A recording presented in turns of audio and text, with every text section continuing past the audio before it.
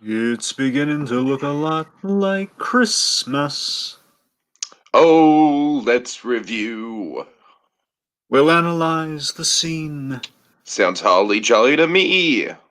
before it's over. Let's begin. A bum. Bum. All right. So, Dragon, that's right, folks. Since the Christmas season is upon us, we thought the way to celebrate and get into the holiday spirit would be with some holiday reviews. 6 to be exact. Selected and arranged for your Yuletide pleasure. So, silver up those bells, light the multicolored lights, and go out and build a snowman as we engage in some Seasonal seasonal shenanigans! shenanigans. Star Wars, nothing but Nothing but Star Star Wars. Wars. Talking some Life Day. How's it for you? All right, Dragon, we got a lot to get into. I don't even this thing is it's simple but dense at the same time. It's simple in concept and execution. Like it's just some time travel shenanigans, nothing's really taken too seriously. But Dragon, much like the Lego movie itself, this thing is dense in jokes. I don't know how we're going to get through it all, honestly. I'm kind of intimidated by Well, it. to quote Prep and Landing, laughing all the way, my friend, laughing all the way. I mean, there's just so many one-liners in here and references. I mean, it's kind of crazy. So, I guess let's just get into our overall thoughts and kind of our thesis statement for it really quick, Dragon. I like I said, it's very, very rapid fire, all the jokes. I will say I love the original trilogy stuff. Everything, Dragon, I am living for the Palpatine Vader Kylo Ren dynamic in this movie. I'm all over it, man. I can't get enough of it. It's so good. Of course, the Luke and Rey dynamic is fun. I will say, Dragon, the stuff going on back at the Millennium Falcon, which is the most life day of it all, it kind of feels like it's like, yeah, it's just here to kind of pad out the time. Um, I think more could have been done with the life day concept, if I'm being completely honest with you. But overall, it's a really fun time. I think the animation totally exceeded my expectations. And I gotta say, Dragon, I'm really glad I went into this with absolutely no spoilers because I had no idea that this was going to be like a timeline jumping romp. And when that started happening, I was delighted. Yeah, I went into this just with I heard like murmurs. I didn't know how official it was. I mean, I heard like, hey, there's somehow we're gonna get references to all sort, like basically a little bit of everything with Star Wars. But once I heard we're getting like the kind of the sequel trilogy guys, and I'm like, I wonder how that's possible. I wonder how they're gonna pull that off. Oh, So yeah, they definitely delivered in ways like, oh my god, they found a way. Those crafty SOBs, they found a way to do it. I I'm mean, impressed. again, Dragon, I can't get over the Palpatine Vader Kylo Ren of it all. It's That's a lot of some of the fun. funny it's some of the funniest stuff I've seen all year in any medium. But I mean, I can echo your sentiments. Like the worst thing I can say about this is that well, it's Lego Star Wars, which is awesome. So that's like the worst thing I can say about it. So I mean, the worst thing is that well, if we take the Life Day off the table, I mean, it's still awesome Lego Star Wars, which is always really good. So Uh, you know what I'm saying? I mean, you're right though. I mean, yeah, that's the thing. We cheaped out on the red robes, which really makes me sad. I got to be honest. We didn't get the red yeah, robes. yeah. We didn't have any red robes. We could have done more with Chewbacca's family. I correct me if I'm wrong, Dragon. I don't think we name dropped Chewbacca's family, which was kind of disappointing. Like, there's no Itchy or Mala references. Like, But they're we there. know who they are though. We We know who they are, but I feel like they could have gone the extra mile to at least name drop them, So, I mean, Dragon. that's the I thing. don't This know. whole the point of this, and this is the last thesis, but then we'll just jump right into it. Is that Uh-huh. um, here's the thing. This collectively, what's so genius about like doing the holiday special years later, which way back, like I want to say it was like literally right after Star Wars they did the holiday special. Yeah, it Because I was know right it after Star Wars, yeah. would have been '78 technically. So Uh-huh. yeah. Anyway, while we're doing Superman, we're doing the holiday special. Oh, God. This shows you how. Anyway. But that's the thing. I mean, bringing it back and just kind of trying to do it upright. I mean, we're trying to bring kind of a love for all Star Wars obscure, modern, just kind of ongoing with the Mando of it all. I mean, we're trying to kind of celebrate all of Star Wars and including the life day of it all. for the next generation. So this thing's very much tailored towards kind of the young Star Wars fans indoctrinated within the sequel trilogy, ideally. And I like how this whole thing plays in the whole generational thing of it all, which kind of makes it all kind of more of a shame. Like, well, yeah, we didn't really celebrate quite all the Life Day. We just kind of made a Star Wars Christmas, which is still fun. It's just that's like Life Day is very ill defined as it is because all we knew like is got robes, got the little light, Right, we right. got Wookiees, and we had the Wookiee thing represented. So we got it's 1 out of 3. So a lot of fun. There's a fun little project that kind of come into being, and I guess without further delay, I think it was just let's celebrate Life Day, man. Let's talk holiday special in Lego.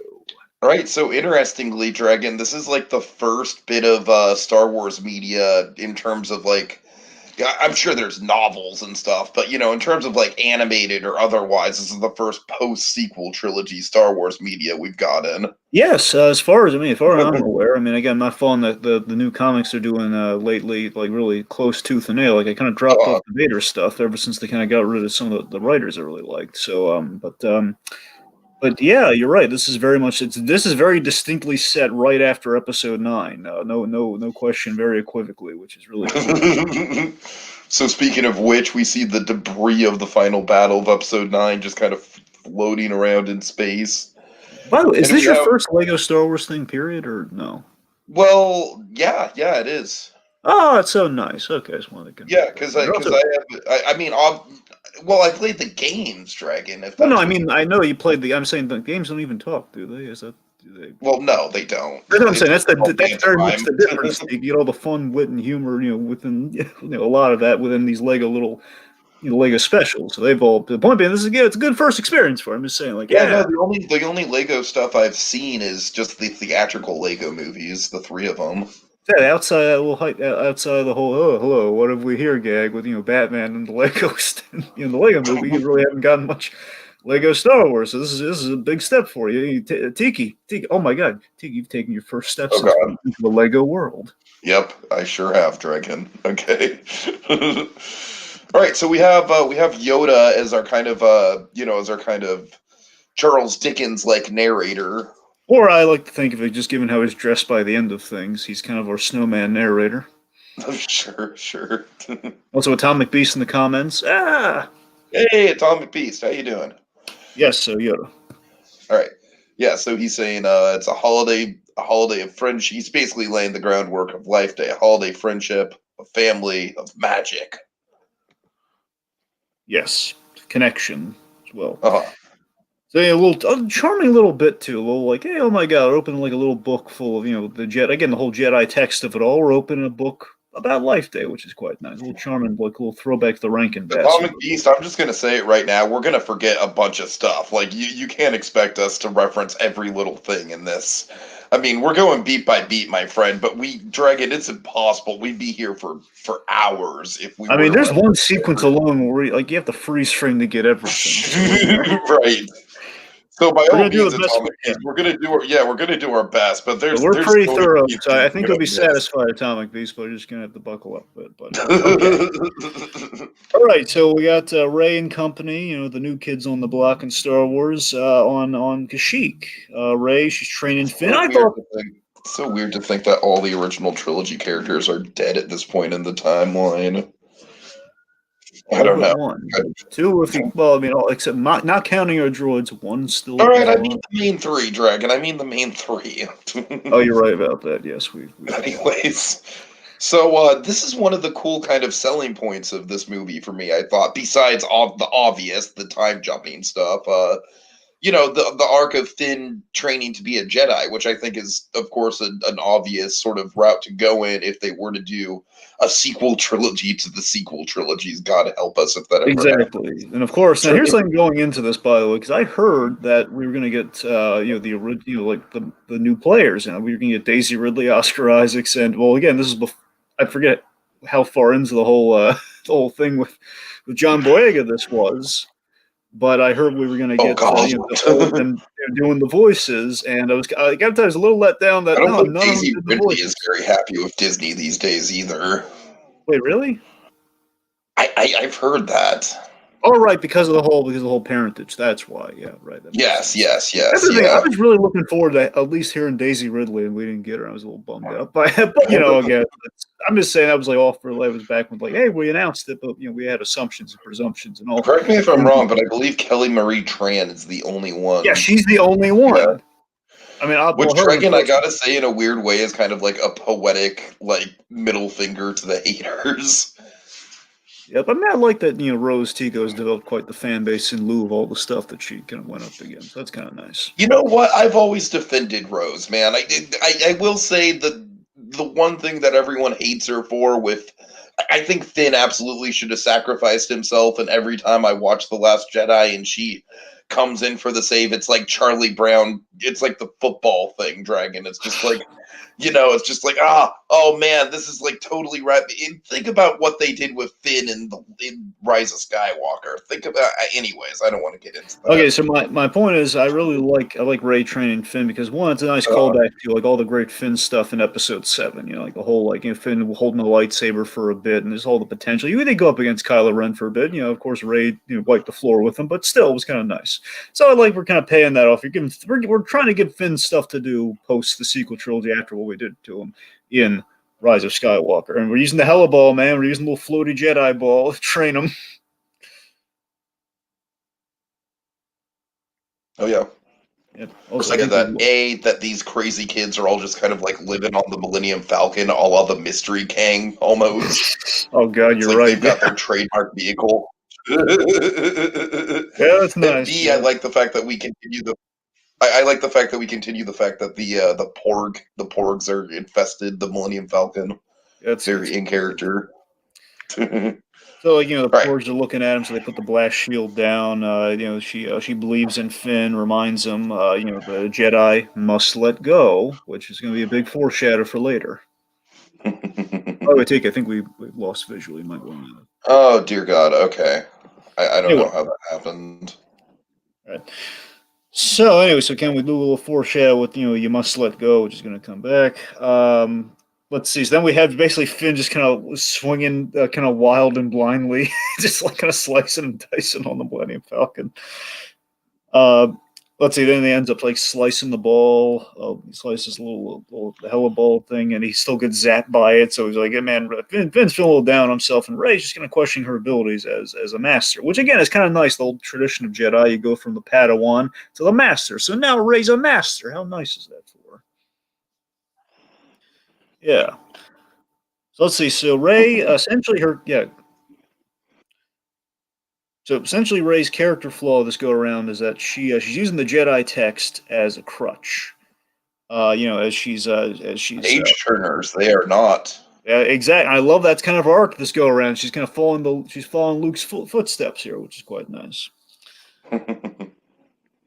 So let's see. So basically, she's figuring, okay, we got to give him a new path here. So basically, she gives him a kind of the ultimate insult, the training lightsaber, which Yeah. is which is a wooden lightsaber. The gag that crystallizes it when it gets shot by the little helleball and it catches on fire. Because yeah, it's very impractical. It never work.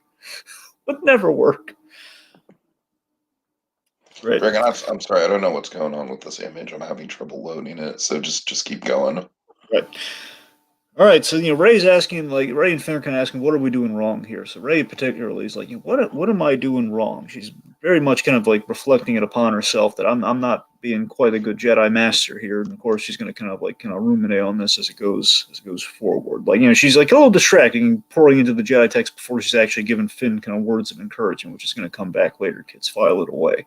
So Poe, I think I Oh think the God. best holiday thing just to kind of kick things off. Oh my God, I love this so much. Poe in the BB-8 sweater Yes. is great. Dragon, I love the fact that Poe is like the we have Scrooge. Would you say that Ray is the Scrooge? Pretty well. I mean, her and technically the Emperor, given his whole arc that Oh we dear. had very memorably. But I mean, pretty much Ray's our main Scrooge. Yeah. And then of course I love the contrast where Poe is just absolutely like the diehard Christmas guy. or Life Day guy in this case. But like we're kind of walking a line right now where it's basically Life Day. It's a lot like Christmas, but we're not saying it. And I like the idea we can have holiday sweaters, like holiday special sweaters. One could argue with like droids and everything on them, like Star Wars Dragon, you know what outfits. we need is we need a Mando Life Day special where they just take Life Day deadly seriously. God, yes. To Oh, by the way, contrast this. of course, folks, if anyone's curious, we did pitch what a Mandalorian holiday special would look like. Yes, we did. Yes, we did. We did. We had a good time with it too. A lot of fun. Let's Kevin see. Smith is a Star Tours passenger. We got Star Tours. We got Batu. We got a lot of good stuff in that, folks. I think I think you'll like it. I had my little holiday get together, and we watched the Star Wars holiday special for the first time to get ready for this thing.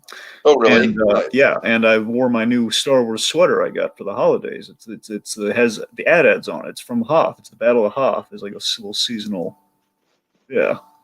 Atomic Beast. I mean, I'd like to see a Lego Mando thing because I like the little tease we got, but I don't think a Lego Mando Life Day special would be any different than this. What I'm saying is that I'd like to see them take a more legitimate crack at Life Day, like really get into the culture and the robes and everything. And Favreau said he wants to, man. Oh man, He did. So down. He did, and we name dropped it. We name dropped it in the first episode. It's on the table. Right. It's on the table. Didn't we name drop it in like the first 10 minutes or something? I mean, technically, yeah. I mean, maybe 5, technically, but Right, at least right. 10, yeah. All right, Okay, let's see. So anyway, Poe's coming in the BB-8 sweater. He's eager to plan for the Life Day party aboard the Falcon for Chewie and his family. It's going to be, Names withheld. Yep, names withheld. Let's see. So, we take a break from the training to get ready for the party. Ray's a little dejected, despite her duty of preparing the tip yip. Yes. Yeah, Tiki and I love our seasonal products and fakeries of such. And I got to tell you, the tip yip, tip yip is probably one for the books, Tiki. The Ewok delicacy. Dragon, they actually have tip yip in Galaxy's Edge, believe it or not. It's basically just like a. No, I'm not, but it's not. I mean, obviously, you're not eating alien. It's like a brisket. It's good. I've had it. My God, tip, that's even better, man. Oh my God, tip yip, even more legitimized. I dig it. All right, so let's see. So Ray, again, she's combing over the Jedi.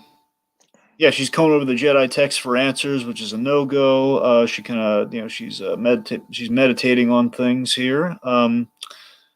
Let's see. She's meditating, and basically the book kind of falls, and it kind of lands on an answer for her. Literally lands on the page that she needs. Let's see. I think we do like a Star Wars wipe here. I'm not sure. I think we like the wipes, as we tend to do. So pose and party planning mode. What's happening? Sorry, Dragon. I'm still trying to get caught up to where you are, so I'm sorry because of that image snafu.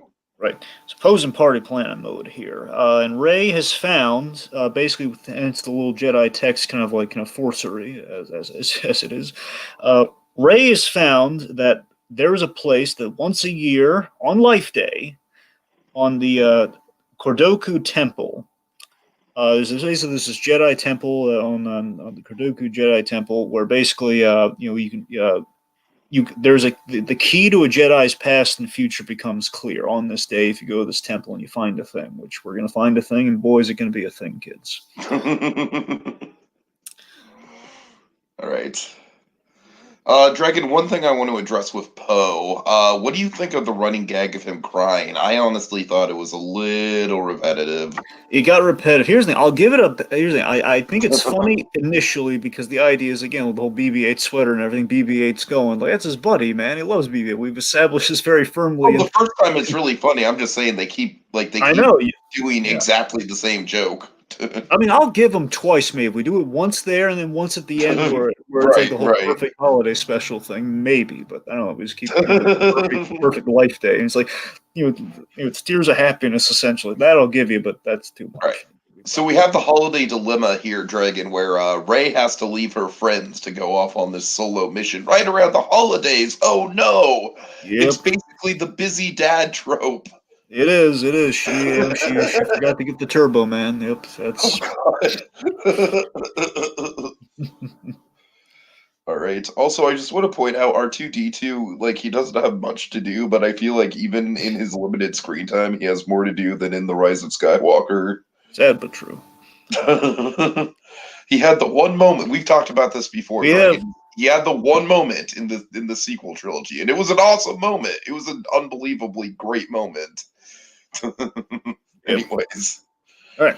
So, anyway, so Finn tells Rey even Jedi Masters should take a day off, but again, it's only going to work on Life Day, which is now. So you understand Rey's position here. She wants answers. The only time she's going to get answers is on Life Day. Of Mhm. course, Life Day's about family, not tip yip. And then Poe's just like, "Oh no, it's all about the tip yip." Rose kind of slaps him, like, "But yeah, family too, family too." Yeah, good old Rose Tico, man. Rose, I think Rose is really well represented in this whole thing, man. She's Uh-huh. all right. So let's see. So Ray promises not to miss the party. BB-8 goes with her. I gotta tell you, this is gonna sound all maudlin here, but I gotta tell you, I think one of the most beautiful touchstones of the sequel trilogy. I love Ray and BB-8 being buddies, man. I love that's where it starts, and where it goes, and of course it ends ultimately in Rise of Skywalker with those two Sure, guys. sure, sure. I always love that dynamic. I love that BB-8's kind of her sidekick, man. It's always so BB-8 goes with her and leaves like a lonely Poe and Dio, their other new intrepid droid we've added to the brew. Just like both, like, Don't oh, get me started on Dio. His only purpose was to rob R2 of screen time. pretty much. So they already miss him, and then they it's allergies to this stupid Wookiee planet. Besides, generals don't cry. Yep. Yep, and also then we have some Last Jedi shade in the scene. We begin with a little bit of the Last Jedi shade here with Oh no, he's getting the look. We're in yep. trouble if he says we have a plan. He says I have a plan. yep. Oh god. We're gonna throw the We're best going to Life put Day on party. the greatest Life Day party in the history of the galaxy. You guys decorate, I'll handle the tip yip. Have you Yep. ever made tip yip? No, I have not, he says, donning a classic Lego chef's hat and spatula. All right, so as Ray takes off in the X-wing, Finn has a little parting kind of question. Are you leaving because of me? No, I'm leaving. I'm leaving because of me. She's leaving because she's kind of doubting her abilities here, and of course Finn's like, "Hey, may the Force be with you." Ah, well, the rest. She just kind of leaves abruptly. So I like that her problem is kind of right in the forefront here. We get she's I like that we actually explore Ray and Finn's dynamic in a meaningful way. Unlike, I'm sorry, John, I'm just going to continue to cast shade at the Rise of Skywalker. Where yeah. literally the Rise of Skywalker, the entire presence was just fucking Finn screaming her name the whole movie. Ray! Ray! Poor. This is why John What, Boyega. Finn? What? He won't say this is specifically, I think, deep down why John Boyega is like, look at what they gave me in this story. I'm just saying her name all over the place. They're giving me ambiguous bits, and they're giving me like teases at Stormtrooper Kingdom, and nothing Oh comes god. from it. Like I led the Stormtrooper rebellion. I don't know nothing. Just Anyways, like anyway, I said, Dragon, it's like fucking Finn is the Han Solo of the sequel trilogy. He should have died in the second movie. He had no purpose in the third movie. sad but true. All All right. right. Okay, so let's see. Ray's I always love that Ray got to keep Luke's X-wing too. By the way, like that, we give Ray an extra It's a vehicle. nice little souvenir. Yeah, it's my favorite bit in Rise of Skywalker. That X-wing lift. Yeah, it's the only one that feels like genuinely iconic Star Wars. Yep. All right, let's see. So Meanwhile, Ray we have The arrives. Last Jedi that's just full of iconic Star Wars imagery. Just What was saying. that? Hey, I'm with you. Anyways. All right, so Ray arrives at Kordoku. She almost crashes into this giant stone spire, which, as luck would have it, it's the temple. We found it. Ah! How convenient. We go inside, and the place looks like a good old Jedi temple. We got carvings and everything around it. It's kind of naturally built into the Dragon, location. I know it's not possible. This almost the convenience of this almost feels like it's shade at Mando episode 2. Maybe a little bit. I'm just saying. I'm sure it's probably not the case, but Well, to be fair, there's like all the expanded universe Star Wars. I'm sure so many times I've you go to a Jedi temple and there's an important rock somewhere in it. right, yeah. I mean, it's just let's be Anyways, honest, I think it's just kind of a Star Wars 101 thing and all the expanded lore and everything. It's like, hey, we go to a Jedi temple and, well, surprise, surprise, it's a temple which is made out of rock. So there you go. Anyway, so speaking of rock, within all the Jedi carvings, she finds kind of a stone key, the time key, which basically is the key to galaxies past. do you think this is throwing shade to all like the Deus Ex Machina bullshit in Rise of Skywalker? Little bit. I think in a nice way, yes. But here's the other thing Yeah, you yeah. got to consider that there's always been speculation, especially now, given the performance of the sequel trilogy and all the kind of the whiners and crybabies. Which I mean, look, I'm not saying everyone's completely wrong, but I'm saying guys, we gotta accept it at some point. Okay, we can't just say I want it to be different. You got guys, we got what we got. I'm sorry. Right. And at this And point, it's like Mando's filling in the gaps, man. Mando's doing it is. That's what I'm everything he saying. possibly Mando's making can. it work. Let's make it work. That's what I'm saying. Anyway, my point is, there's been all sorts of time travel speculation, all basically doing a multiverse within Star Wars. There's been talk about this sort of. I think this is kind of a fun middle ground here, where it's like, we're not going to like say this is like a legit solution to put in the movies, but for our little holiday special here, for the fun of it all, let's toy with time travel. Endgame. I feel like this is almost like therapy for Star Wars fans That's what after I'm Rise of saying. Skywalker. Exactly. This is kind of like let's take the end game route for fun around the holidays. Let's do that. Everyone Uh-huh. loves the end game. Let's You know how the people versus George Lucas had that whole bit with the South Park episode after Kingdom of the Crystal Skull? yeah.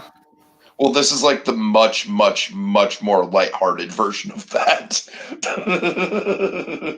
Yeah. Anyways, All right, so basically, we use way this time key works is we open like a Doctor Strange portal that's basically with a spin. When you spin this little time key stone, we open a portal through time, basically like a force gate. Which again, I like the illogical logic of it. Okay, you can use if you utilize the force because again, we have kyber crystals, which we've used as lightsaber crystals.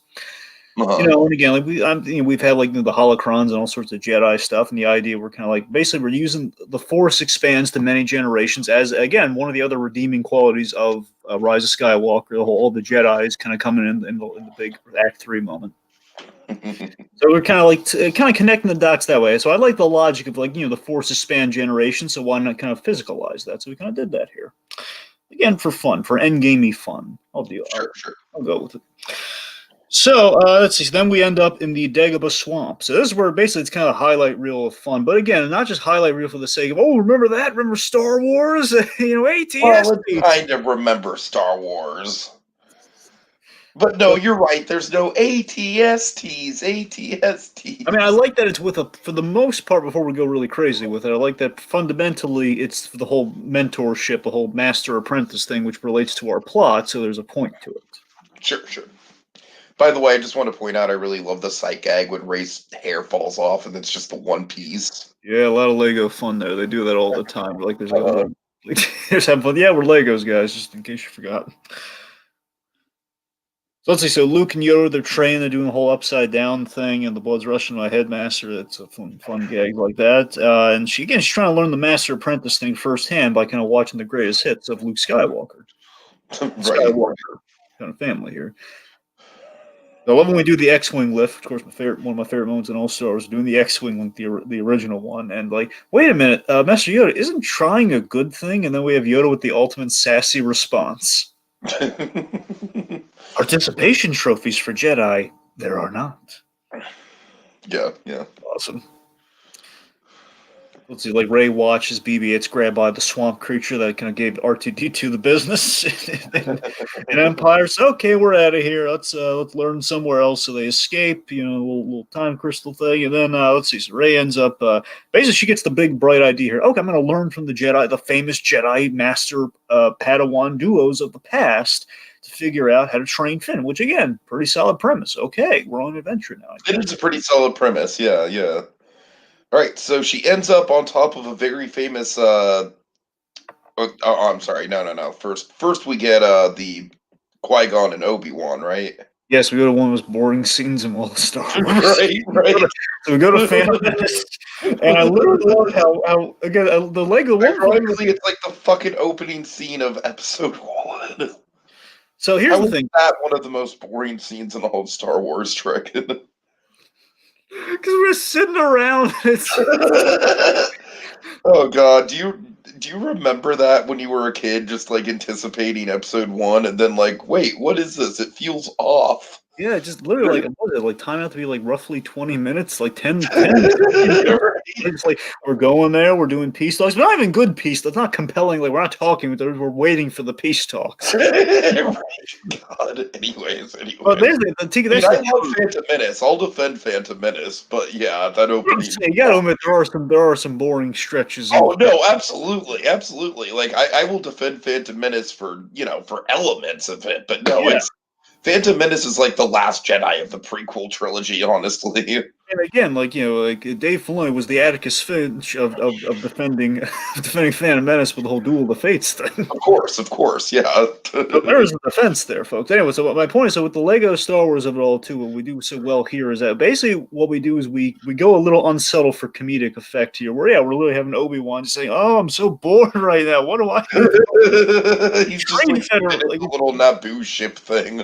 like, who cares about trade disputes? He literally says this, and it's the fun fan service that we can all dance to. But also, it's kind of dumb. It's not dumbing it down per se, but it's basically it's taking the subtlety out of it. So, like, it's kind of more all ages in a sense. Like we're kind of Uh, saying what kind of kids are kind of inferring from it anyway, which is a lot of fun.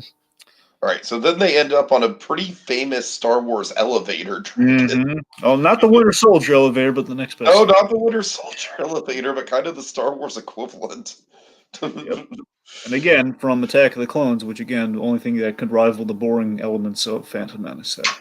Oh dear God. No, Attack of the Clones is more boring than Phantom Menace. I don't Yeah, care what exactly. That's anyone what exactly. says. At least Phantom Menace has practical effects. That's what I'm saying. That's why I'm saying it's more boring. That's the only thing that's definitely more boring than this the stretches in Phantom Menace. Attack of the Clones. That's oh god. I mean, there's just like All right.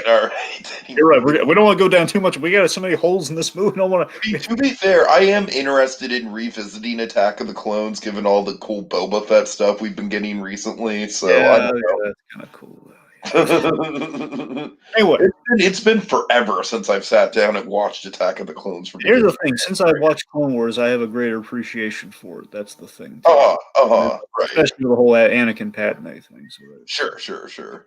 All all right. right. Anyways, Speaking of which, so we have I like this. I like the trajectory of Obi-Wan here. We have a wise into Obi-Wan from like the impatient kind of Anakin, like I'm so bored. It's like Anakin, you must focus now. What was really cool about this Tiki as well is that again we used the Clone Wars guys. This is Matt Lanter as Anakin, and we have James Earl Taylor as Obi-Wan. So literally, those we put them in actual Star Wars in a sense, which is cool. yeah.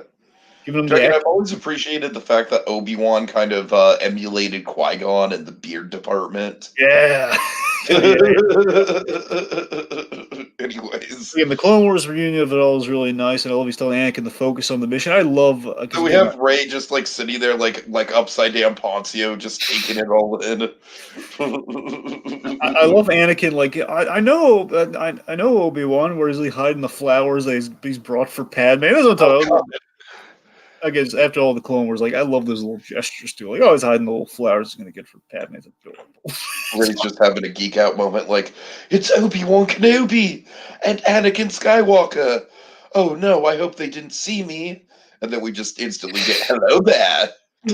I love how he turned like one of the great Obi-Wan things into this running gag. Like, hello there. Just, so then, of course, that marks her exit. Meanwhile, we're on the Death Star. We're on the Death Star trench run for Episode 4. Yes. Oh god. Very impressive recreation in Lego form, by the way. Really, when we go down that trench, man, looks I amazing. love the shot of all the X-wings from the famous like special edition shot. I know, of all right? the X-wings. Yeah.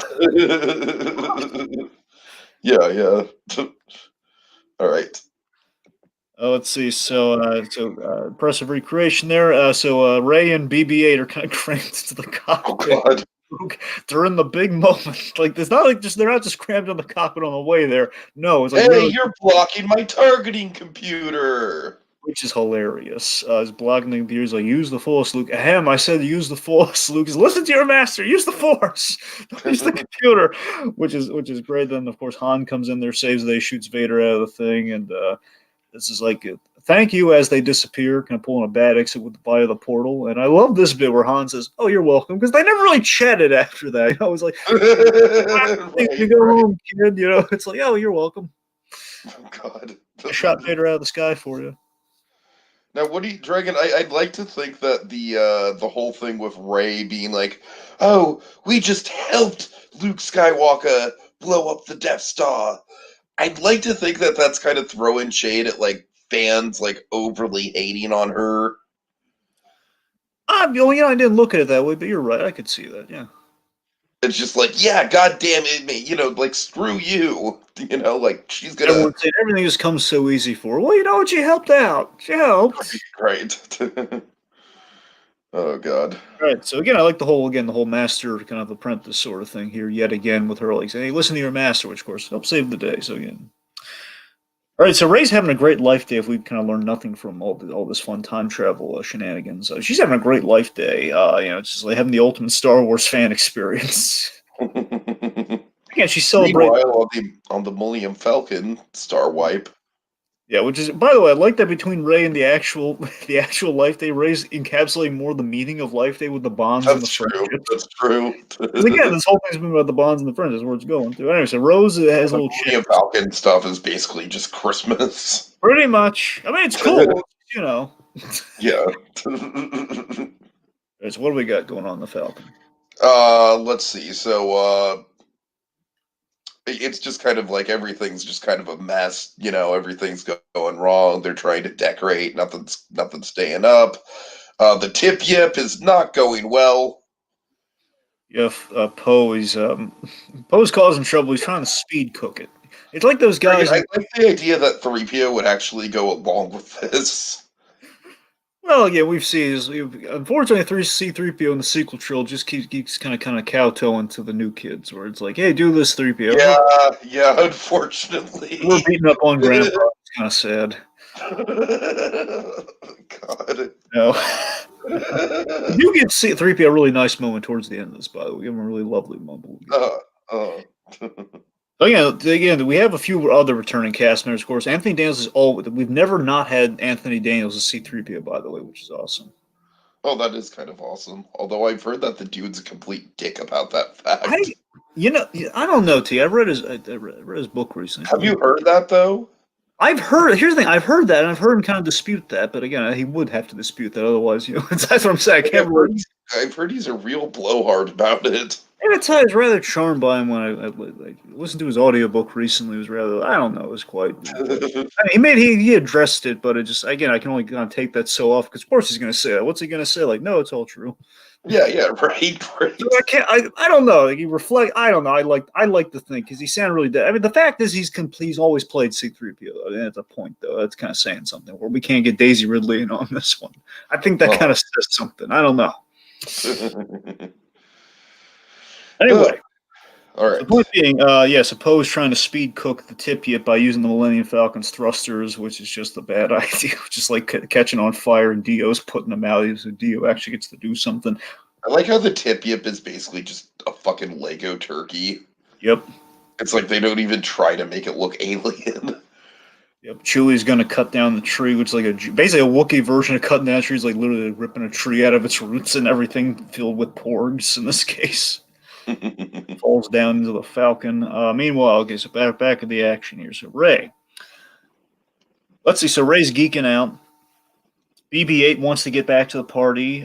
Ray promises they'll be back in plenty of time. And then the BB-8's like a handle on his hip, sort of like, no, I know where this is going. No. So Ray comes up with a compromise. Okay, look, just one more for Finn. Come on, we like Finn. You give him a little thumbs up in Force Awakens. Wow, you like Finn. Great. God. Oh, okay. You're lucky I'm so lovable. Okay. So, I've got, and of course, she says the line that darns her, man. She says, I've got a good feeling about this. Like, no, Ray, why'd you say it? No. All right, and here we go. Enter Sheev Palpatine, the best part of this thing, Dragon. Yep, we go to Jedi, Death Star Oh 2, God. Emperor Invader, and dig this is very a la in the best of ways I'm using this comparison. It's very much kind of like Lego. It's very much like Robot Chicken Star Wars, in which we have really fun dynamics between Palpatine's always the MVP of the of the Robot Chicken Star Wars because he always Uh, gets hung up on these mundane details, and I love it. And Vader is kind of subject to him many a time. So this is very, very fun. And also, really cool fun fact because we covered some of this. Matt Sloan does the voice of Vader. I want to say in all the Lego Star Wars, but many of the parody Star Wars things, Matt Sloan does the voice of Vader, and that's yeah, Chad Vader. yeah, right, right. Fun fact. He's great, man. So, By the time they discover Death Star 2 is fully operational, it'll be too late. And then Darth Vader's just like kind of questioning the creativity of Death Star 2. Feels kind of derivative. Well, then I suppose you have a better name? Yes, how about Starkiller Base? That's the stupidest name I've ever heard. again, I like kind of taking a little bit of the fan perspective here with through the dialogue of like just kind of saying a little bit of the outcry. Like, that's a stupid name. No one's going to like that. I actually like the name Starkiller Base, I just don't like the idea of it being another Death Star. Well, I'm saying so many words, they can only do so much, because that's kind of like also kind of the sentiment, I'd imagine. Yeah, I know, I don't know. But then so Darth Vader Dragon, I you probably forgot it was Life Day, but I got you something I think you're really gonna like. Love this so much. Oh, Dragon, I love the Lego props that don't belong in Star Wars. That's one of the funniest things about this special and the Yeah, there's a precedent. lot of great details. Like we have like popsicles as light fixtures and everything. Oh, but I do like that the Star Wars language is written on this cup, Dragon, on the mug. I love later on we mention where I got it from, and I know you love that. Oh, you know it, you know it. We're We'll getting get there there. real quick. Okay. So the mug says Galaxy's best Emperor. Dragon, And they need to sell these mugs at Galaxy's Edge now. they have to. I mean, so here's the thing too. They actually made a Lego set for the special, so you can actually buy like the little Life Day Legos. So presumably, at the very least, they have it in that form. But I know what you mean, though. We need to have it like as an actual mug too. Anyway, so he says, I'm the galaxy's only emperor." Nah, just toss. I'm like, "Oh man, Vader got him on night." Oh, that was a thought. I always I love love the. how that comes back too. I know. I've always loved the mundanity within Palpatine parody stuff within Star Wars. This is just Invaders, so it's so delightful that we got all this here. So, this is not what Rey had in mind. So she tries to escape, but as she escapes, the portal kind of remains open for them to see. The Emperor tosses the mug through, which then leads to the big money line here. I had to hit every gift shop on Batuu to find that. So you had to hit the Droid Workshop, Doc Ondor's, build a lightsaber. I think that's it, Dragon. There's only 3 of them. Well, isn't there a gift shop outside of just the whole attraction itself with like the lightsaber and the droid thing? No, it's the lightsabers, the droids, and then Doc I, Ondor's. I I, think that's the 3. that's what I'm saying. I know Doc Ondor's would fit. Like I buy that a mug would be in Doc Ondor's. I'm saying would a Oh, I mug totally be? buy that. He absolutely found the bug in Doc Ondor's. That's what I'm saying. What I'm asking is there even a gift shop in the lightsaber thing? Because I'm basically walking with a lightsabers. There a gift shop there.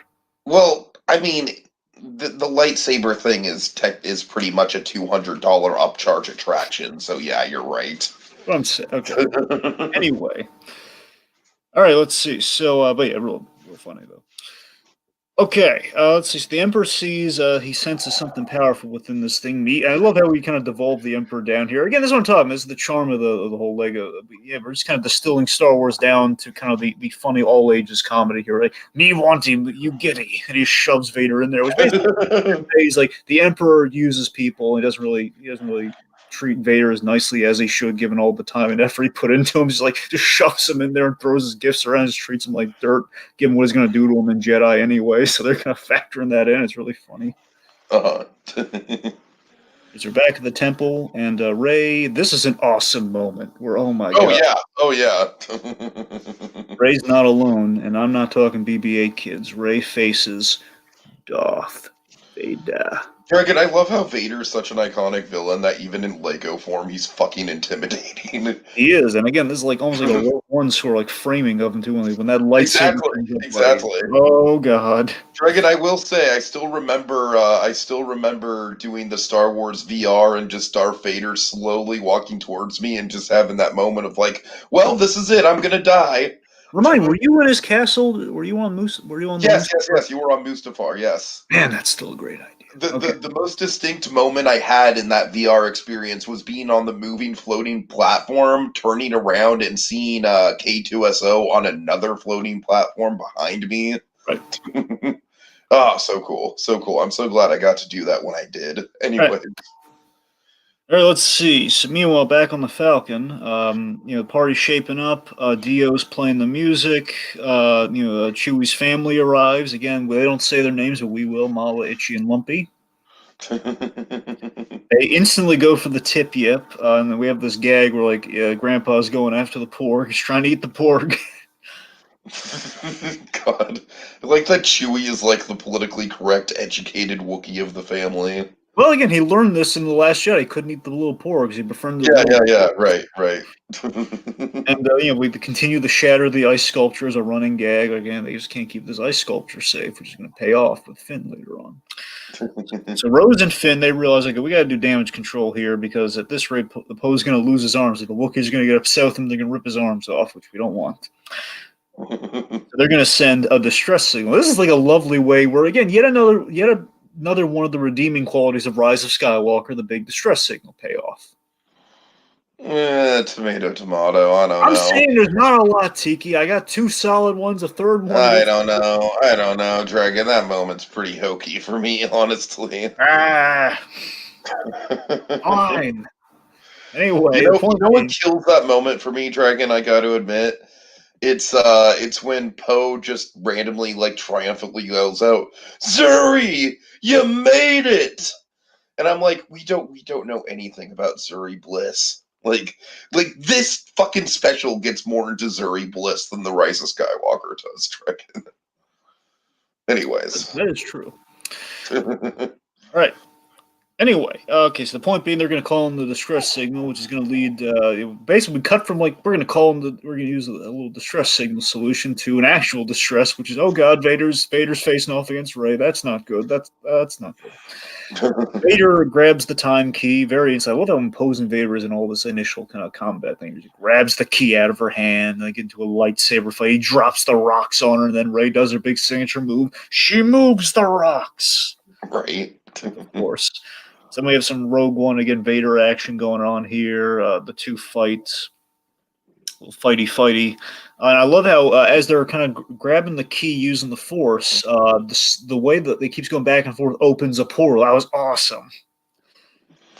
Yeah, so now we just get this awesome fight scene with Rey just kind of like going through different Star Wars dimensions. Let's see. Of course, we have to hit the Battle of Hoth, Dragon. Every piece of Star Wars media that's like this has to hit the Battle of Hoth at some point. And I wore just the right sweater for the occasion. But yes, we have Lego ads. Oh my god, the Lego Imperial Walkers. They look awesome. ATSTs, ATSTs. So, and of course, I love that Vader's kind of paying Rey a compliment here. Impressive. I almost feel bad. I have to destroy. I love how repurposing a lot of the Star Wars dialogue for this too, by the way, which is a lot of fun. Mm-hmm. So then we have like the big end game interaction, like when Tony Stark gets hit in the head by the Hulk when he's bursting open the doors or something, or Cap versus Cap or something like that. Or basically, Vader. Other Vader and the snowtroopers are blasting through the base and Hoth like they do, and of course this is while Vader's going up against Rey. So then they have two Vaders in the room. The stormtroopers, little puzzle on the protocol here. I love the protocol gag trick. Like, whose orders do we follow? I don't know. Idea what the protocol is here? Nope. Oh god! And then of course they have two Vaders going up against each other here. Impressive, most impressive. And they have like a little bit of a bromance going on here. Like destroy her. Like they're all on the same team, and the portal opens up on the floor. And this is where things get really fun here. So every time the portal opens, and this crazy, awesome sequence is about to unfold, a little bit of the previous scene goes with them. So we Yeah, yeah. two snow troopers go. Uh-huh. As we go again, we go from Hoth to the opposite, to a place that sounds more Hoth. Mustafar, man. We go to the really warm place. We go to the lava planet. That is Mustafar, and this is really cool. Thing. I love that we get a scene that these actors would, by definition, never get to play. Our Clone Wars, Anakin and Obi-Wan, they get to actually play the big Revenge of the Sith scene. Oh, that's true. That's true. They get to do the big Mustafar scene, but early, I hate you. Careful, Anakin. Hate leads to anger, and anger leads. I know where it leads to. Really funny. So, but now we're using the full. You gotta remember, Mustafar, really big place. I mean, two guys fighting on that giant lava platform. It's like, man, Mustafar. Really, there's a lot of negative space there, which we filled with all these stormtroopers and Rey and Vader going up against it. You get the time could go over the lava fall, which then ends up on the big the big God. So we end up not just on any just random thing. We're in episode 8, the big climax. Yeah. End of season 1. Which, I mean, Smart Money says that by the time they were working on it, they probably just had up to the first season, be my guess. Oh, I'm sure, yeah. Probably the most recent thing that happened with Mando by the time they were working on it. And it's funny though. It's Mando episode 8, the first season. That was in December. It was around the holidays, so that's probably why they picked it too. It's like it's another. True. So of course, what do we reference with Mando? We have to reference Baby Yoda. Baby Yoda's just, just cooing and just seeing the fight take place, and is just absolutely delighted by it. And so let's see. We have let's track the people that get dragged in. We have Anakin and Obi-Wan get dragged through, along with the two snow troopers, along with Rey and Darth Vader. Who gets dropped through in the Mando verse? Two of the Death Troopers, the guys in the black. So the black Gotcha. can actually hit things with their blasters, but also this thing. Of course, it was Vader and Rey just going, "Oh, he's so cute!" Just it's just awesome. Oh god, so much fun. So yeah, so they just kind of basically go through as we get back to the action of Mando. Because again, Mando, they'll take a moment, but they're really focused on Mando. They're going to get back to the action. Uh-huh. Meanwhile, pod racing. This is a fun idea, and again, very Anakin related with the whole. Now this is pod racing.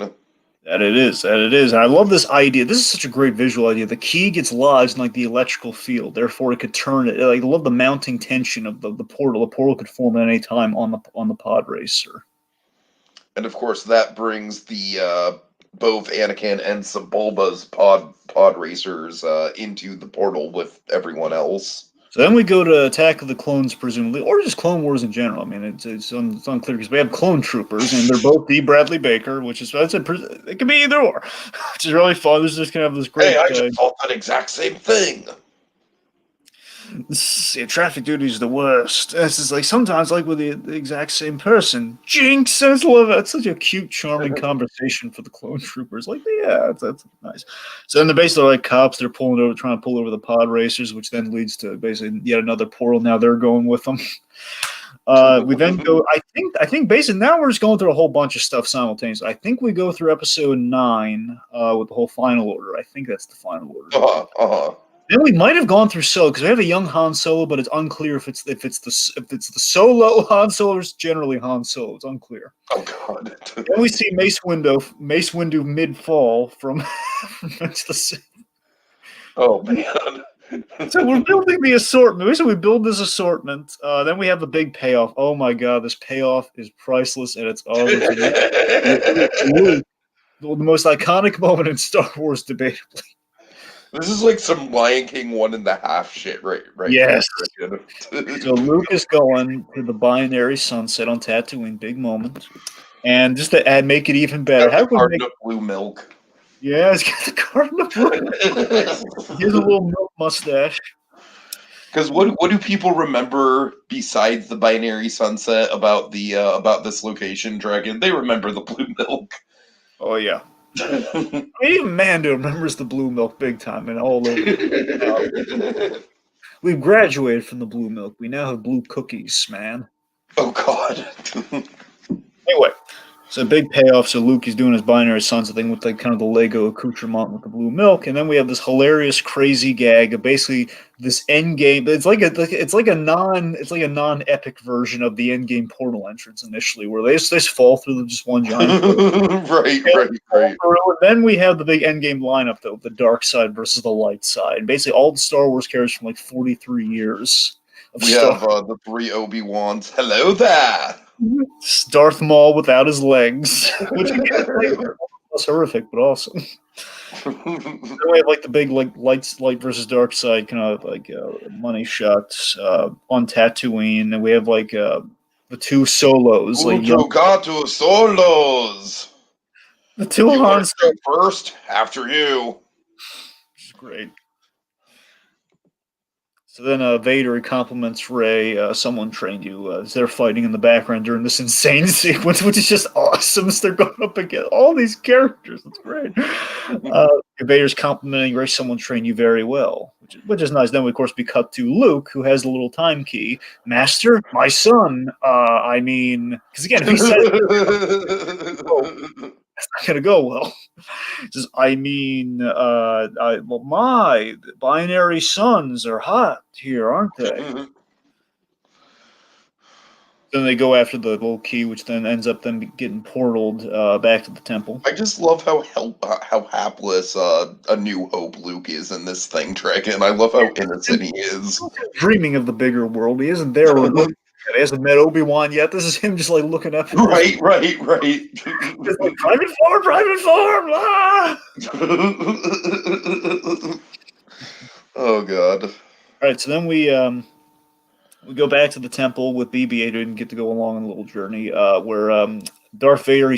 Oh man, Vader! It shows you the menace of Vader, man. Vader smashes poor BB-8. Like no, grabs the key and the mug. Yes. That's what you really went there for, and that's true.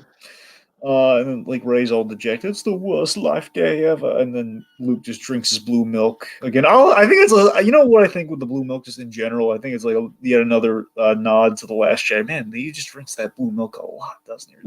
Oh god. You know, I don't get how that became such a big meme, Dragon. All right.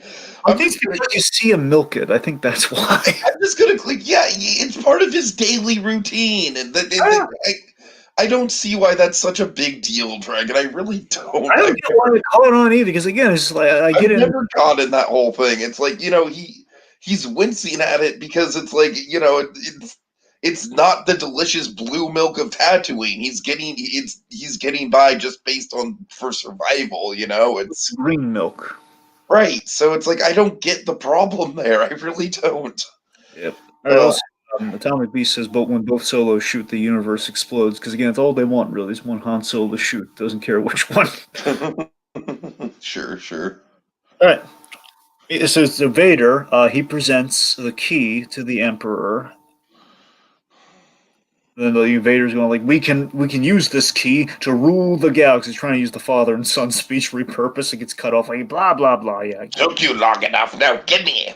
So the Emperor, he basically wants to pull the old ending of Back to the Future here. He says, "I want to visit the future, 30 years from now. I want to witness my success," which then leads to kind of the first order. Basically, we're in between episodes 8 and 9 of Star Wars. So this is post the episode 8 with oh god, almost making like a risky business entrance almost, but reversed.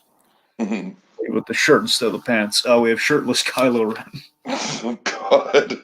Oh boy, this where things get really funny. Kylo Ren is just done so lovingly goofy in this one. I mean, the thing I like about Kylo Ren, Dragon, is that as a character himself, he's both got the most pathos out of anyone in the sequel trilogy, and he's arguably one of the more funny characters as well.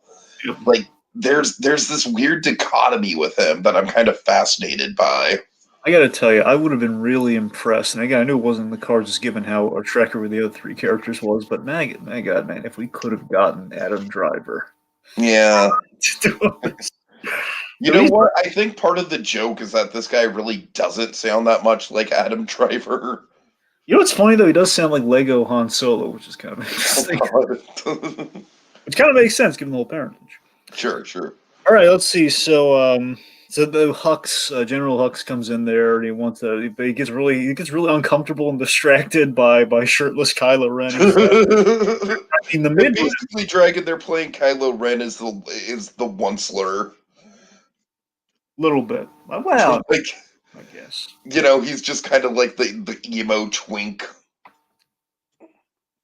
Is that really what they call the Onceler? That's like the Well, the CGI onceler No, Dragon. I know this. I'm just saying I didn't know that's what they're calling him, like the twink, man. It's kind of weird. Yeah. Anyway, all right. So Kylo, anyway, so Hux says, I'm gonna come back later once you're less little, you know. So Kylo, he then finds the duo, Palpatine and Darth Vader, like it had in his closet, and I love this. I'm convinced. I can't prove it. I'm convinced this is a reference to how it should have ended because they kind of made the big gag of like Darth Vader. I'm gonna be a dad. I'm a dad. Where he's just so happy about being a father. It's been a God. running gag through all the how it should have ended videos. It's kind of become a big meme within itself. Where I'm convinced I that's don't really have a dad. different meme. Anyway, so Kylo Ren he finds Grandpa, and I love how happy he is to see us because he loves Vader Pa, man. Like, oh, Grandpa, which kind of parallels Rey geeking out about her idols, and then we have Kylo Ren geeking out about his idols. Mhm. So like, yeah, the Emperor, how are you here? Life Day Miracle. Okay, like all the Vader posters on the wall. You guys, are my idols. I'm a supreme leader. Okay, hold, pump the brakes on the supreme leader thing. And it basically is tell me about me. Tell me about me, kid. And again, this is before, so very strategically, this is before we have all the Emperor stuff. We can allude to it, mind you, later on, but I'm just saying, like, we can't get into the whole complicated Emperor thing in this. So we're between episodes right now. We don't have Right. the whole Palpatine was echoed through the galaxy and stuff. So Kylo breaks the bad news to Palpatine hilariously. So I rule the galaxy for all of eternity. Well, I rule most of the galaxy, some of the galaxy. The Tabana and gas mine. What? I got a story to tell you. Well, can you put on a shirt before you tell it? Oh God. So basically, he's kind of like revealing the whole the Vader. Oh, I'm sorry that we cut to the temple and then we'll cut back to that. My bad. Yeah, basically Ray's stuck with farm boy Luke, which is a great idea to give Ray a glimpse of what she I kind of really, really, again, I really love the idea that Farm Boy Luke, like before anything, just like the most pure version of Luke Skywalker possible, is on this journey with Rey. That's just a clever move. I mean, in one sense, it's that again she gets kind of a view of It's the herself. power converters, Luke. Yeah. I want to go to Tashi Station to pick a power converter. But yeah, I love that it's like again, it's Luke kind of in a sense the way she was at the start of her journey, but also again, it's like giving her the whole master apprentice experience from the man she admired so much and learned so much from at such an early, such an like an innocent age. It's great. Mhm. So okay, let's see. So anyway, so we have this view.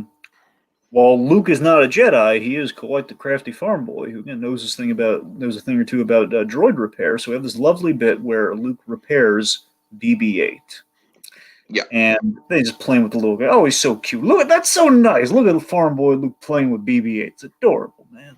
It's nice. But you know what? It kind of tracks because droids were the family business for Luke. They were. So that's a cool bit of canon that Yeah. if Luke had an expertise in anything before the actual Star Wars began, it was droids. And again, it kind of gives you perspective. Even without all the Obi-Wan of it all, Luke, he would have had friends in C-3PO and R2-D2. It's kind of Yeah, nice. yeah. Okay, so then Palpatine gets the reactor shaft kind of fate reaction. We, like, what happens to me? I get thrown down a reactor shaft from this guy. Oh God. And then Palpatine gets an awful idea. And there's no way you can possibly ever come back from that. Basically, Kylo just kind of looked the camera there in a sense of like, yeah, that's as close as we get to talking about Palpatine in Episode 9. It's kind of funny. They really try to avoid Episode 9 as much as they can in this They one. really do, Dragon. But again, I'll take that Palpatine reference. Blame them, honestly. That's what I'm saying. That Palpatine reference, I think, says all they need to. It's like, yeah, we shouldn't have come back, but well, No, he really shouldn't have. Anyway, Should have just been Kylo as the main villain. Just saying. so Palpatine They here, already besides set him up as supreme leader. I'm sorry. Go ahead. as Palpatine tends to do, he kind of betrays his current apprentice. So he sizes up the kid, the new blood, the young blood, and he very much hurting Vader's feelings in the process. You He got got a a light. lightsaber I can borrow, kid. Ooh, crackly cross gods. You got a mask, and this is great. Oh god, this is so Oh, funny. I love yes. Retroactively explaining the plot hole. I did, but I broke it.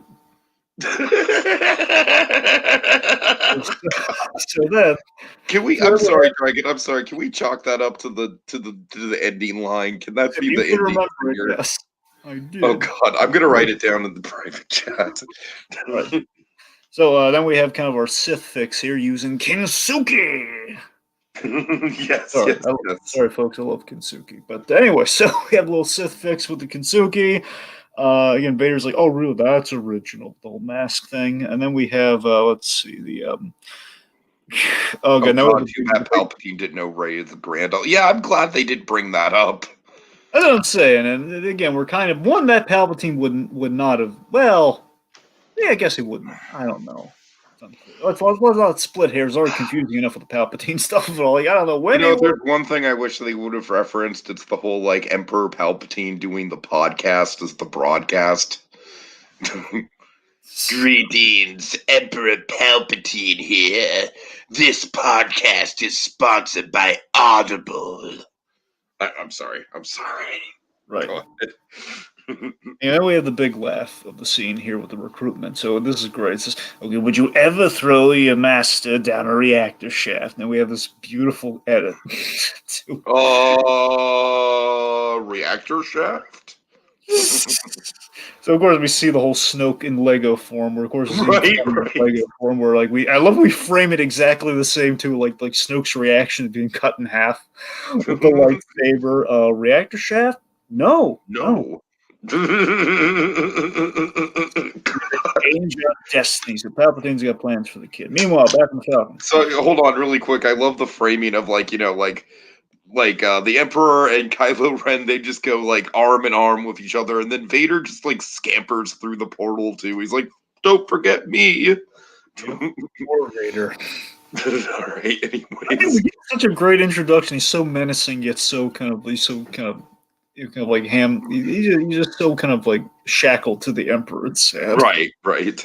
All right, so back on the Falcon. Chewie stops Itchy from eating the porgs continually.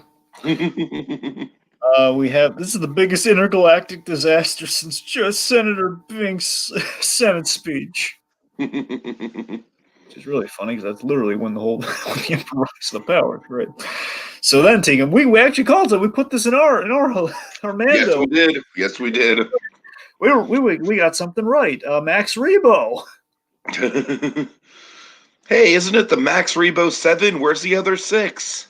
Oh, my Oh, condolences. my condolences. So funny. Love it so much. So we All right. revealed the Shrek Call has summoned even more great iconic characters, some of which actually return to do their voices, like good old Lando, good old Billy D. Williams. I feel like Billy D. Williams is like one of the like he's almost as iconic as Anthony Daniels is in the role. You know, it's like it doesn't feel right if it's not him, unless it's Donald Glover with the prequels. That is true. Well, again, he wasn't always the option. Traditionally, it was Billy D. Williams. So yeah, Uh-huh. you're right. Okay, Okay. Dragon, I gotta say, my least favorite gag in the whole thing. I do not like the idea that Maz Kanata and Shui are a thing. Well, no, they're not. I think it's just like it's like a nickname. Like she calls him his boyfriend. It's not really. You think? Because they're like rolling around, hugging each other. I don't know.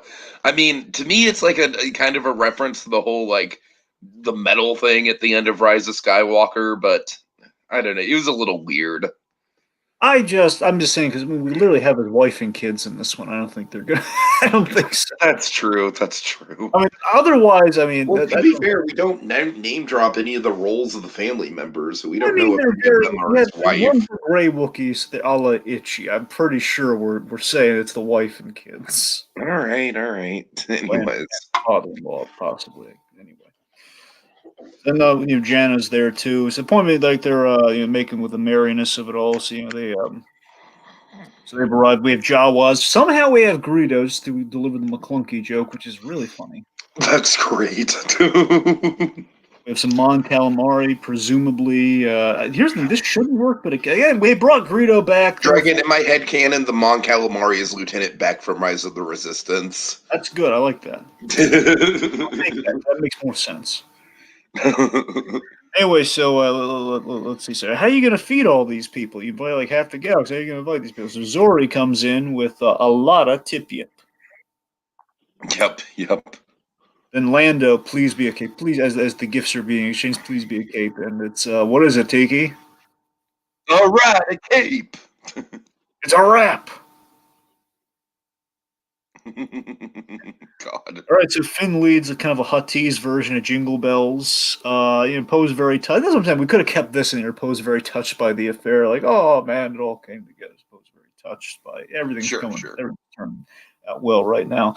So then we have the Emperor showing Kylo the Death Star 2, being really braggy about it. Like, oh, look at the Death Star 2. We built two of these guys, which really is not a compliment when you think about it. Like, we needed two of these. Oh yeah, I know all about this. So there's also a Star Killer base. Oh, it's a good name. He's really shoving it. Ooh, Star Killer, good name. Hey. And again, I love how you forgot you're still here.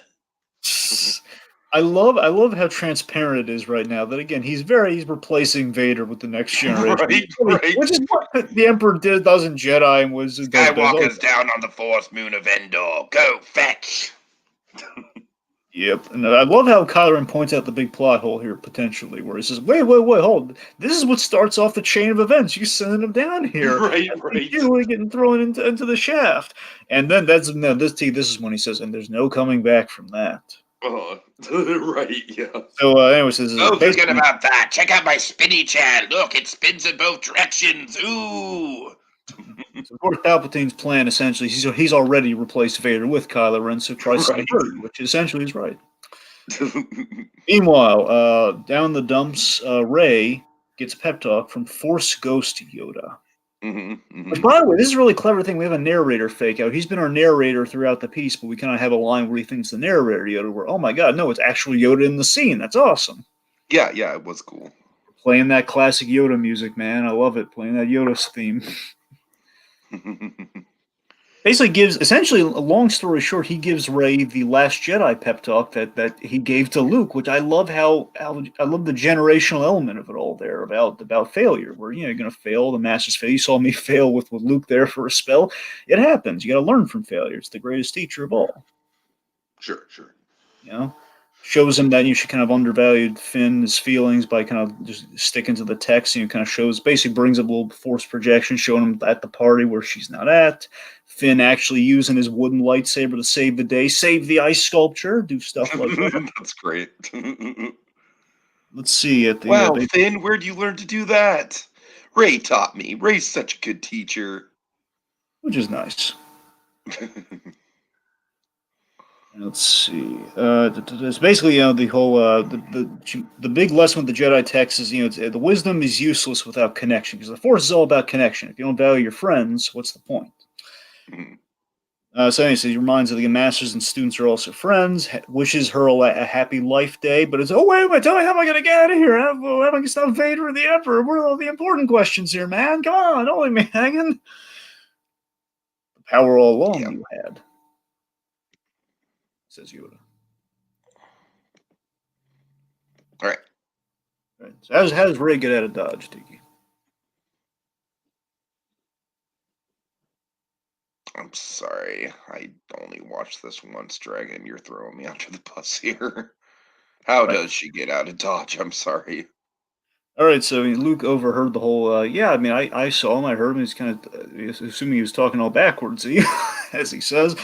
Luke basically he basically repeats exactly what Yoda said. That a whole the power's all around you, which basically makes her realize, oh my god, I'm in like a freaking Jedi temple right now. All these magical stones in it, and again, the Force is about the connection. Basically, she kind of makes a makeshift version of the portal using the elements around her.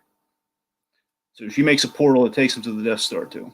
I like the atmosphere of like the crystal shining up in the cave and stuff. So that's nice. Yeah.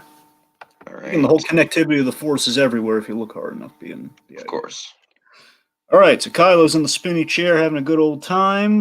Wee wee.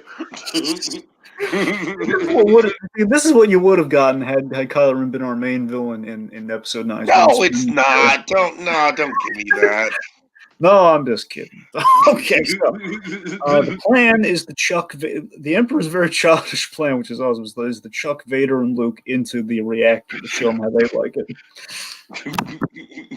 God. So Kylo's unsure because, as we know, he's got a grudge against Luke, but not Papa Vader. He loves Papa Vader. Of course, of course.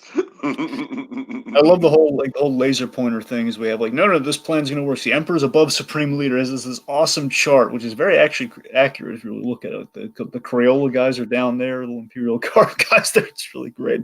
Oh God, I love that we just call them the Crayola guys, Dragon. That's brand accurate, anyways. Anyway, after the chart guy, the point is he's got reservations about killing Vader. So then Rey and Luke, Farm Boy Luke, arrive. Ben, and I love how this is nice. This is yet another Episode 9 thing where she knows what happens to Ben and she feels bad about it. Oh, poor Ben. Yeah. Kylo Ren he mistakes this Luke for the wrong Luke. Like, oh no, that's not good. Wrong Luke. So then we get into a big fight. Luke's kind of like on the sidelines drinking his milk, and then Kylo kind of like forces her into the wall, and then Luke's just, I love this moment, Dragon. Luke's like, hey, no one hurts my friend. First of all, I love how Farm Boy Luke is just so so kind-hearted that he's known Rey for all of like an hour, and he's just like, she's my friend, man, I'm gonna defend her. And then we get the awesome, like the blue milk laser force freeze, Dragon. Yep, again, we toss the blue milk, and Kylo Ren does the whole freeze in the blast, essentially with the blue milk, which is that's great. Just knocks him out. So then BB-8, I love this. This is, oh my God, BB-8 just rocks no matter what. Where BB-8, he tries to defend Luke, knowing he's going up against a lightsaber like the little lighter. Thumbs up. That's what he's going up against. He's doomed. But Rey then comes in for the save, saves a little buddy BB-8. Vader and the other Luke arrive. I like how the other Luke's just like kind of like not phased by any of this. Oh, it's great. Then Palpatine's just like, and destroy Vader too if he ever shows up. And it's like, what do you mean destroy Vader? So this just got interesting as the Emperor's so now Rey is teaming up with Jedi Luke, which is just this great. Again, a part of me wishes we could have gotten Mark Hamill. I know we're using young Luke, which essentially is why they. Yeah, I know. That's. I think it works. I mean, it does. I love I can imagine Mark Hamill saying this because it's such a great line. It's like kind of a Last Jedi. Awesome Luke moment where he says, I get it. Anyone in a black cape? Yeah, I know the drill. Stop everyone in a black cape. Mm. It's great. So now we have Luke versus Kylo Ren, and we have Rey versus Darth Vader. I've always hated you, kid. I've never seen you before in my life. It's kind of, oh my God, the Endgame moment. You took everything from me. I don't even know who you are. Yeah, you're right. Yeah, I don't know if it's intentional, but it very much be. No, here's the thing. It's either that or because it's a lot of the whole see around kid moment from Last Jedi. Yeah. Well, that's what I got. I got the more see around. That's it, but I'm just now realizing, oh my God. All right, let's see. So we got some cool action with Rey dodging the Force blasts. Kylo swoops in to defend the Emperor. And then right in front of the Emperor is just like, join me and we can rule the galaxy together. Good. Wait, what? But again, we're doing like the big moment from Last Jedi with the whole hey, join me. Come with me, Rey. Mm-hmm. Jedi says, I got to learn that's a bad move. I gotta learn that's not going to work out for me. As let's see, so BB-8 he grabs the key. The Force we use the Force to retrieve it, and then we do this great. Hey, Luke, remember that lesson you taught me? This is let go, so they let it go, and it basically, bam! It takes those two guys out. As then she uses it to kind of dispatch with a really angry Kylo Ren, who's really upset by her for spurning his offer. Bye, Ben. I love the sadness of the bye, Ben. Where it was the last time we see Yeah, yeah, yeah. our conflicted friend Kylo Ren, which then he runs back into his time and he breaks his mask. And he gets really has a big old tantrum. Hux walks in yet again. Come back later. All right. So meanwhile, we've got the face off, the Luke's versus the Vader and Palpatine. Yep, Emperor zapping the crap out of Vader and everyone. Makes the apprentice offer to Rey, which, given Episode 9, is really Perhaps ironic. you'd like to join me as my new apprentice. Emperor's got plans to use the key to basically again it's kind of another Thanos pull. My God, it's like he's going to sand the world down to atoms. I'm going to destroy you and him and everyone. I'm going to do it all by myself this time. So you think you could defeat me alone with it? Then gets to an assist from Luke. Oh, I'm sorry. This is where we get the let go move. I'm sorry. That's where it happens. The point being, we can let go. There's a little tug of war. Anyway. So she takes the key. She takes Farm Boy Luke back, and we have like a little kind of "May the Force be with you" goodbye with Jedi Luke, and basically everything works itself out as Darth Vader gets electrocuted as he throws the Emperor over. But big change, he's got a Death Star sweater because it's Life Day. Of course he does. Happy Life Day, and of course on the way down, what happened? Oh God, Dragon! Were you kind of disappointed that they didn't like show him surviving the fall?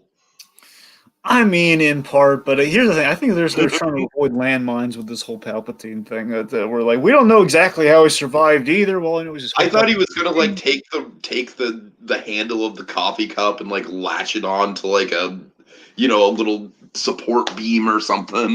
That would have been awesome. That's a good idea. Now you mention, I wish they would have done that. That's a good idea. Yeah. All right. So the Emperor basically still wouldn't explain how he survived the explosion, mind you. I'll take the little victories. Well, you know what this is kind of a nod to? The third Robot Chicken Star Wars. There's a whole thing where essentially when Palpatine he gets thrown off the thing, he makes peace. He becomes a Force ghost by making peace with all the bad stuff he did, making amends and letting go of the hate. On the way down, the really long way down. It's like a really long way down, Robot Chicken. So we kind of did that. It's kind of like an abbreviated version of it here. So it's kind of cute. This whole like. This is actually a really thoughtful gift. Why was I so mean to him? Why am I always mean? Like, oh, it's a Life Day miracle. So as he comes around mid-fall, it's just too late, and he's in quotes dead. In quotes. We return to Tatooine. We give Luke the blue milk. Rey returns everyone to their times. Luke comes to, and then we have kind of the reverse end. It's like Endgame in reverse. All the portals are taking people back. Let's see. So then Rey returns to the Life Day party. Yeah. They're all dancing. We got Babu Frick dancing, man. Everyone's in I love Babu Frick dancing, Dragon. That's a great touch. Great little cameo there. Then we have a lovely bit here where BB-8 tells C-3PO about the crazy adventure. How many Master Skywalkers? Then let's see. So Finn's asking, like, did you find you're looking for the Temple Ray? He says, it was right here the whole time. They hug and Poe's crying yet again. This is like use one of the either the Poe cry here, the Poe cry, or one of the Poe cries. It's too much. But anyway. Get rid of one of them, Dragon. That's what I'm saying. So Finn. Anyway, so Finn does the honors of carving the Who roast beast, if you will. Yes, thank you. I'm glad I wasn't the only one who was thinking it. With the tip, he carves with a lightsaber, which he just kind of slices through the table. Well, we'll work on that. It's a work in progress. And of course, like I love how upset Lando is. Finn, come on. So then it snows on Kashyyyk, and this is the really lovely C-3PO. It's snowing on Kashyyyk. The odds of that before he gives out the odds, like, wait for me. It's like, that's nice. Yeah, that is really nice. That's some character growth right there. Yeah, for once, he's not worried about the odds. Like, wait for me. I want to be included. Really nice. So they're all frolicking in the snow. We got Wookiee snow angels. We got Porgs belly whopping like Frosty. And I really like this bit. It's a cute bit. It's more than what we did in Rise of Skywalker. Zori and Poe get a little bit under the mistletoe. A little helmet. It is more than what we did in Rise of Skywalker, and it is a cute bit. Yeah. And then we have a little nod with the Force Ghosts where we have Luke and Leia. We got them in there. Got a little Carrie Fisher in there, which is nice. Yeah, yeah. Well, and symbolically, a little Force Ghost nod. And then we echo the line that started this whole thing with Yoda saying, "Life Day is a time for joy, friendship, family." And then, of course, we transition to Yoda dressed like the snowman narrator from the Rankin Bass stuff. all these things Life Day is a happy one. I wish you, and that's the end. That's all she wrote. Ooh, okay. Really quickly, final thoughts, Dragon. I think this is really clever, and I honestly wouldn't be surprised if it kind of ends up in my annual holiday rotation. Great. It's not the most Christmassy thing in the world, and it's definitely not the most Life Day-y thing in the world for sure. But it's not really. I don't know. I just think like as a piece of Star Wars media, it's a lot of fun. It's kind of poking fun at a lot of the sins of the Star Wars sequel trilogy, and the multi-dimension hopping really made this. The Kylo, Vader, and Palpatine of it all, just all that kind of fun end game stuff really makes this sort of one that I definitely could see myself going back to. So overall, I liked it a lot. Maybe not kind of the deep cut sort of like, man, they're really going in and doing an exploration of Life Day. But you know what? That's what we got Mando for. So, all right, go ahead. So yeah, final thoughts. That's a delightful Lego special. Part of the course of the Lego Star Wars things. Nothing really disappointed, honestly. They've all been good. It's a shame we couldn't get it again. As I said, it's a shame we couldn't get some more of the new blood in there, like your Daisy Ridleys or your Adam Drivers or such. But again, I think it works. I mean, at the very least, I think Daisy Ridley would have been nice to hear her voice amongst the bunch. But again, Disney's kind of making it difficult with the sequel crew at the moment. So yeah, unfortunately, that's what that is.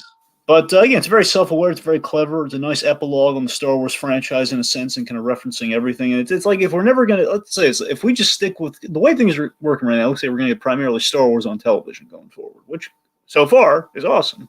So far it works. If it's as good as Mando, then I'm totally cool with it.